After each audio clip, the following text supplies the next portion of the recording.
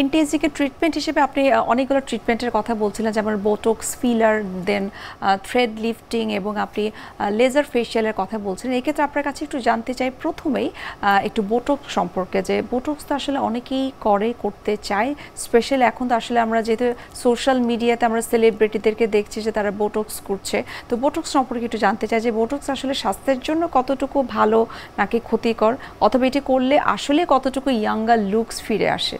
বোটক্সে থাকে purified protein, যদিও এর নাম হচ্ছে বোটুলিনাম টক্সিন।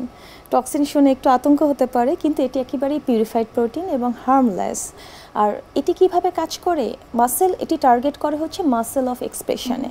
আমরা যখন এক্সপ্রেশন করি, যে কন্ট্রাকশনের ফলেই কিন্তু wrinkle, fine wrinkle, dynamic wrinkle এবং স্ট্যাটিক রিঙ্কেল এগুলো হওয়ার সম্ভাবনা হয়। তখন বোটক্স করে কি, যে নার্ভগুলো সিগন্যাল পাঠিয়ে এই কন্ট্রাকশন ঘটায় সেগুলোকে ব্লক করে। এর ফলে এগুলো রিল্যাক্স হয়, মাসেলগুলো রিল্যাক্স হয়, পার্শিয়ালি প্যারালাইজড হয়, ফুলি প্যারালাইজড না। এই প্যারালাইসিস, এই শব্দটি নিয়েও কিন্তু অনেকের মাঝে কিছুটা আতঙ্ক থাকে। আমি সেটিকে অ্যাসিওর করছি এটি একেবারেই সেফ যদি আপনার প্রফেশনাল স্কিলড হন। আচ্ছা।